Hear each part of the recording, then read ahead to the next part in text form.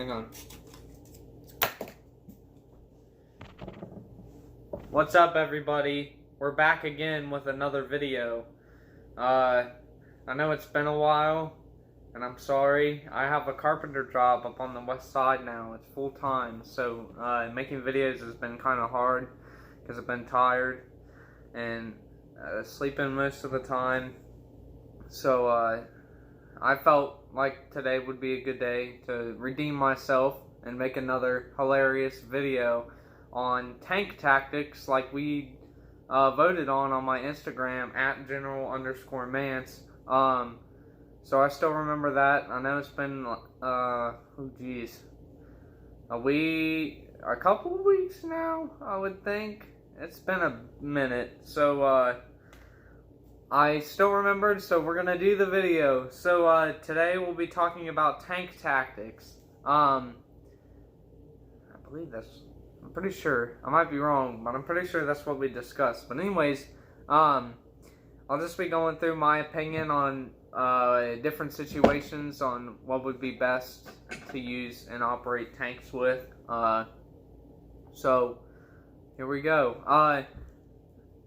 So I think we'll start out with city fighting, and I think the city that we'll use is Berlin. Oh, Jesus, clear. All right. That's gonna be anyways, we'll be talking about Berlin as our city battle. Now, there were many battles that involved tanks. Cities are different in each way. So big cities like Berlin, you'd want more troops to support your tanks because although tanks are heavily armored, Germans, since we're talking about World War II, we'll just say the Germans and the Russians. So Germans could throw, like they would hide in the houses like these, right here, and the tanks would roll down the street and would get blown up because the Germans would throw anti-tank grenades down on them or run out and throw a sticky grenade on the tracks or something. So what the Russians came up with, and what I like, is they would have their tanks. So I'll draw this. So we have our street and our buildings. So these are the buildings.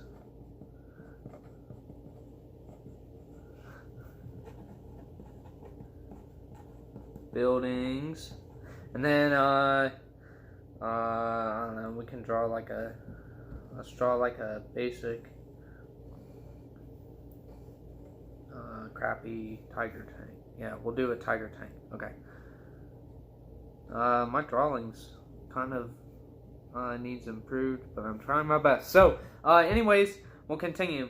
As I draw this diagram, basically what the Russians would do is they would position their tanks at the end of the street and would have their tanks fire from the end of the street instead of advancing down the street. They would take out any German emplacements that they could see, and then before they even moved after that, the troops would go in and storm the buildings, and then the tanks would move up. So they basically used them as artillery pieces.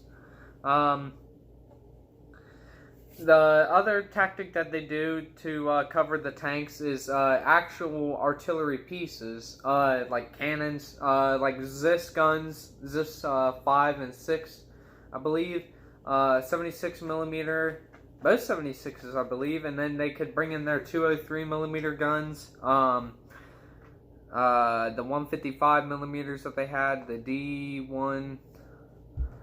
D122s, or I might be thinking of a cannon that was on the IS tanks, but there was a gun called the D122 or something like that. It was a 155 mil. But anyways, almost done. So we got our little diagram here. Okay, so this is our tiger tank.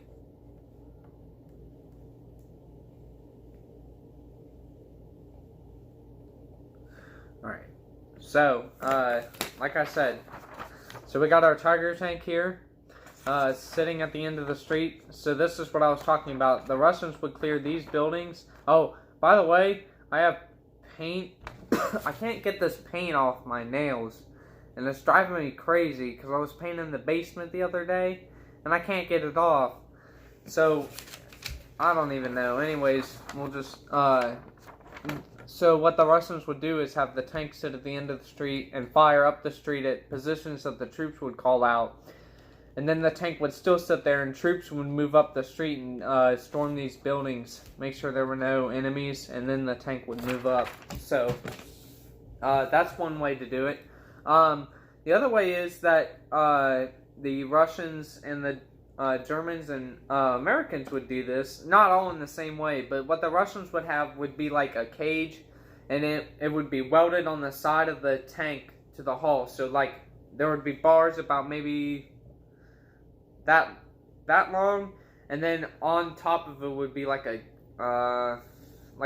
gate-looking fence thing, and that would sit off the sides of the tanks in the back where the engine was in the front. For like rocket-propelled grenades like the Panzerfaust, it would explode the round before it got into the armor, so it wouldn't do any damage. And it was kind of effective, but the Russians had so many tanks, I don't even think they cared. So, anyways, and the Americans, so the Russians would do that. The Germans had actual armor, like they'd take steel sheet plates and mount them on the side of tanks. And then the Americans would weld, like, I guess baskets, like with iron bars, and have sandbags in it as their extra protective armor. So that's how the many countries did that. We'll keep going. I'm trying to think of what else. That's the main thing about cities. Just have your tanks. Don't go crazy. Don't go stupid on this battle. You gotta plan this accordingly because you don't want to lose too many tanks. So you need to plan a way, and the way the city is built, you need to find all the main streets and have artillery guns positioned at those main streets at the end of them. That way you can batter positions. The way the main streets lead to the center, you can batter positions in the center of the city and the sides of those streets. And then have the tanks move up the smaller streets with the troops and have defensive lines in front of the artillery guns. That way, if enemies tried to counterattack, you could defend the artillery guns, but yet at the same time, your troops would be attacking from the side streets with the tanks. So, you could do something like that. I wouldn't recommend using very big tanks. I'd say if you were the Russians, they did use really heavy tanks, but I don't approve of that. I would use the T-34s or the T-34-85s. They're a bit smaller. They still have good guns. I understand why though, because the IS tanks had huge 122mm cannons. So actually, I would approve of that. Because just in the sense that that's a big gun and it would knock out buildings like crazy. Just the big explosions. So scratch the T-34s. I'd use big heavy gun tanks like IS tanks, Su-122 self-propelled assault guns, artillery pieces, stuff like that. So you need to be prepared to defend and attack at the same time. We'll move on. So, let's do the convoy scenario. So, the convoy scenario is when you have tanks that are on a patrol or something, or they're in a convoy of some sort. So, you have maybe, we'll do another diagram. So, you have a road. Alright. We'll just draw a straight road down the middle. That way we don't have to spend much time. Okay, so you want your tanks spaced out as not super far, but you want them spaced out enough to where if the lead tank gets knocked out, they can still move around. You don't want them all jammed up, because what the Germans would do, and well, any army would basically do, I would hope, is knock out the lead tank, the rear tank, and then while the enemy's confused, you gotta blow the crap out of them with everything you got. So that's what they do. So in a situation that you are in a convoy or in a strike force or a recon team headed somewhere, you need to space your tanks out far enough to where if they try this maneuver, your tanks can still get around. They're not jammed up. So what you want is a field of fire each direction. You want to make sure that a tank is facing at least each different direction. Forwards facing, backwards, it don't matter. So like this. So we got our tanks, which are the X's. So you got this one facing this way, the other one facing down, the other one facing that way, and then the rear tank faces the opposite way and back. Unless you have another tank, you would have this tank face the opposite way, the tank in front of it, and then the last tank would look back if you had enough tanks to do that. Anyways, you want to have a broad field of fire. That way, when one tank gets destroyed or a shell misses, somebody will be in the direction looking to see, in each direction to see where that shot came from, and it would be easier to locate it. So, you want to do that. So then, in the situation that you do lose the lead tank and possibly the rear tank, the remaining tanks need to go and find cover, but a vantage point as well. So I would find cover first, and then once everything cools off, go look for a vantage point.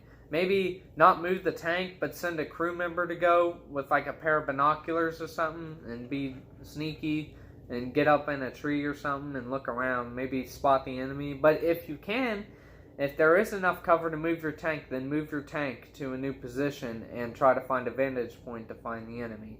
So that's scenario number 2. Okay, large-scale tank battles. Oh, man. This one's... When I think of that, I think of Kursk. And I don't want to think of Kursk because, like, just the tactics kind of bother me. Because I don't know. I don't know what I'm saying. Anyways, we will talk about Kursk because I'm stupid, and that is one of the main battles that we should talk about. There are others, though. I believe there was a bigger battle than it in France at the beginning of the war that gets shadowed a lot. Nobody really talks about it. I guess nothing was as big and bombastic as Kursk. So that's probably why he gets shadowed.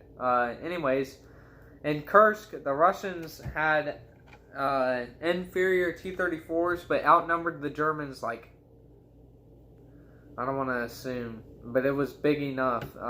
They outnumbered them at least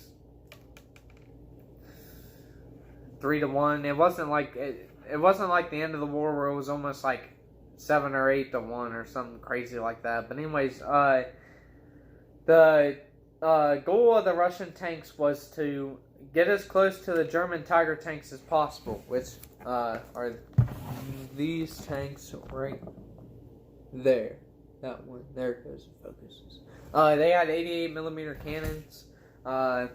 They could probably pick off a target about a mile away with that high velocity 88. Nothing could probably deflect its shot. Maybe an IS tank if it was angled right. But the Americans mostly had Shermans and maybe a Churchill. I doubt it though. No, a Churchill wouldn't be able to. No. Anyways, oh yeah, Kursk. Okay, sorry, I blanked. So the Russians knew that technologically they were outgunned and out-armored. Although the T-34 did have sloped armor, so it had a chance at bouncing shots. It only had a low velocity 76 though, I believe, in the early models like the 42, 43s, or the T-34s that look like, or their A-20s, they look like miniature T-34s. They probably used those. Those had like, those actually did come with the low velocity 76, like the heavy round ones, and they came with smaller, different guns, 32 mils, some with automatics. Cannons, I think, like 37 mils. But anyways, they would take the T-34s and ram the Tiger tanks because the transmission on a Tiger tank is right in the front. So if you hit it, as hard as you can probably crack the transmission. So that would knock out the Tiger efficiently, and then you'd back up and just, you were close enough. I'm pretty sure that 76 could maybe punch through a viewport or something. You'd probably aim for that and shoot and blow up the Tiger. So I'd do that strategy if you were outgunned. But if you're wanting to do a large-scale tank battle, you need artillery, you need a high vantage point. Maybe, like, for instance, Silo Heights, the German defense before Berlin. They had a huge hill in front of Berlin that they defended on. I would recommend something like that. You need to be on the high ground. You need tanks dug in. You need tanks ready to counterattack. You need reinforcements, troops, anti-tank guns, anti-tank RPGs, machine guns, stuff like that.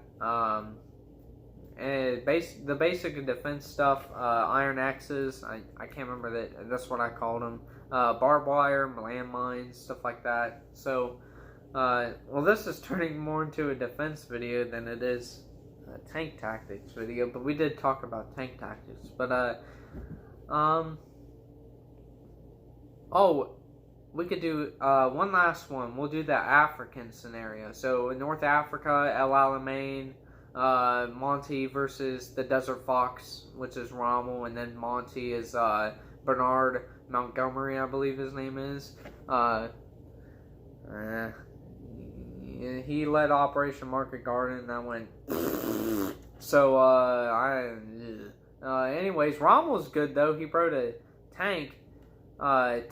Tactic on tanks and how to use them, so you should check out that book. It's really good. I can't remember what it's called though, but there is I watched a documentary. There's a M3 Bradley crew in Iraq. I don't know if they're still there or not, but they actually have a picture of Erwin Rommel in their tank and read his book and use their tactics when they engage Iraqi T-72s and stuff, because they have the anti-tank missiles.